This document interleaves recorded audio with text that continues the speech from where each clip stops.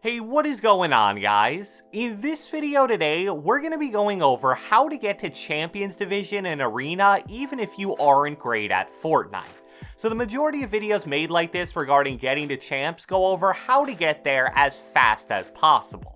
These videos are mainly targeted to players that are already really good at the game, so they're going to get there eventually no matter what. Therefore, speed is really the #1 priority. And the reason is, getting to Champs Division and Arena is hands down one of the best ways to practice and get better at the game. Because you can't get kicked out of Champs once you hit it for some reason, first off, you don't have pressure on you that's going to make you really mad if you play poorly. But more importantly, even though the games are of course going to be filled with really good players, that lack of pressure makes everybody play a lot less sweaty as a whole. Obviously, it's still going to be way more competitive than regular public matches, but it's a great way to practice W-keying, box fighting, build battling, or anything else against really good players in a real game scenario, and you also don't get punished if you die early 3 or 4 games in a row. Well, the problem is, as great as that all may sound, for most players, getting to Champs in the first place is a very difficult journey. Once you hit around the 4,000 point mark or so, people start realizing that they're getting close to the 6k you need for Champs, and games start feeling a lot like the World Cup with $10 million on the line. Plus, as if that wasn't bad enough, if you're on console, those lobbies are going to be mainly filled with PC players, so not only is everybody going to be playing super sweaty, they're also going to have a pretty significant FPS advantage over you as well. So this video is going to be designed for the players that are more concerned with just getting to Champs period than getting there quickly, and without further ado, let's get right into it. Alright, so let's start from the very beginning here. You need 6,000 points to get to Champs, and everybody starts with 250 at the beginning of each new season. From 250 to 1,000, it actually doesn't matter at all what you do. The first 3 divisions are all open divisions, and they have a 0 bus fare, which means it's literally impossible to lose points from a game. Personally, I would recommend hot dropping and just W-keying to kind of get warmed up and work on your fighting skills a bit, since deaths don't hurt you. But again, it doesn't matter. If you just want to mainly focus on placement, that's fine too. So now you're at 1,000 points, and this is where things start to get a little serious. The bus fares here are still going to be relatively small until you hit about 2,500 or so, but at this point you want to start playing a lot more strategic, and you really want to start shaping the playstyle that you're going to use when things get really serious around that 3 to 4k mark. The first thing I think you definitely want to consider here is only playing your best arena game mode. In Season 5, Fortnite was generous enough to give players all 3 arena modes, solos, duos, and trios, and obviously since your points carry over to each mode, it would be stupid to not almost exclusively play the game mode that you're best at. Some players are really good at solos because that revolves more around pure fighting and slaying ability, while other players are better at team modes, which better reward teamwork, rotations, and smart positioning. Now obviously, if you don't have any friends that play Fortnite, you may not have the option to choose, but if you do have 1 to 2 friends that are at least near your skill level, and you feel like you guys play better together as a team than you play as a solo, it would be stupid to not try to get to Champs exclusively in duos and trios.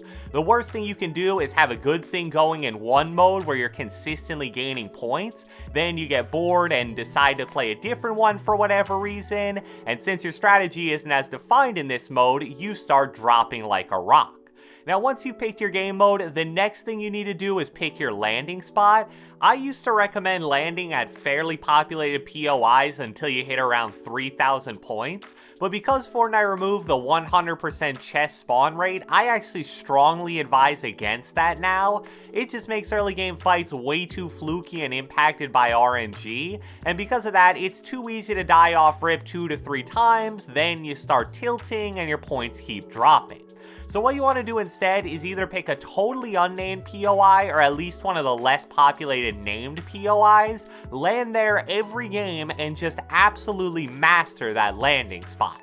I think people obsess way too much about trying to find the absolutely perfect landing area. Like, don't spend 2 hours on Fortnite.gg examining every chest spawn on the map trying to find this theoretical perfect area. It's so much easier to just find one that seems at least pretty good, and then just absolutely master it. If you can live past the first 2 to 3 minutes of almost every game you play, I can't emphasize enough how much easier that's going to make getting to champs, because it's almost impossible to have a positive game if you die that early. Another absolutely crucial aspect of reaching champs as a more average player is to prioritize placement over limbs. When it comes to the scoring system in every game mode, no matter what division you're in, making it to approximately 25 players remaining is always worth more points than the bus fare you paid. In solos, it's top 25, in duos, it's top 12 teams, and trios, it's top 8 teams. So like I said, roughly top 20 to 25 in every mode, just depending on the specific match. If you're someone that plays a lot of public matches, you may be used to just pushing every fight you see to try to have a fun and high action game, but in Arena, you really want to do the opposite.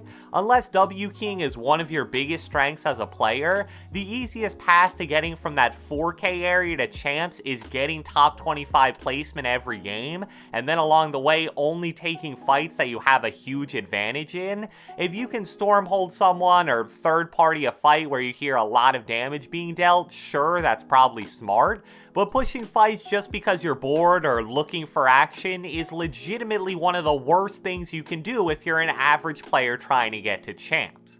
Something else that's absolutely crucial if you want to reach champs is to play all the hype nights. Now obviously we don't know the full details yet for Season 5 since they haven't started yet, but when they do, there's usually 2 hype night options per week. The first is a regular hype night, which is free to enter and rewards a lower amount of hype depending on where you place. And then there's also Hype Night Plus, which costs something like 300 hype to enter, but then obviously you have potentially more rewards depending on where you place. For most players, I would personally recommend sticking to the regular hype night since it's impossible to lose in the end. Of course, the amount of hype you earn won't be massive, but usually all you have to do is play like 2 or 3 games to guarantee top 50% placement, and that usually gets you around 150 free hype, which is way more than you'd get by just playing normally.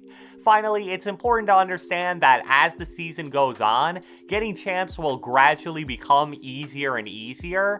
Right now, even a lot of pro level players are fighting their way out of that dreaded 4,000 to 5,000 point area, but in a few weeks and months as the season goes on, the best players will all surpass that threshold and get to champs, and that obviously makes the overall skill level of those lobbies lower as a whole. And then the same effect also trickles down to games in the 2 and 3k point values as well, so don't give up if you have a few bad days where you don't really increase your amount of points at all, because as time goes on, it'll just get easier and easier.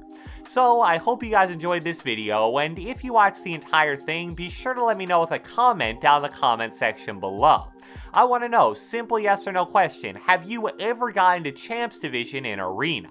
Be sure to leave a like, leave a comment, subscribe, turn on post notifications, do whatever the heck you want, and I will catch you guys next time.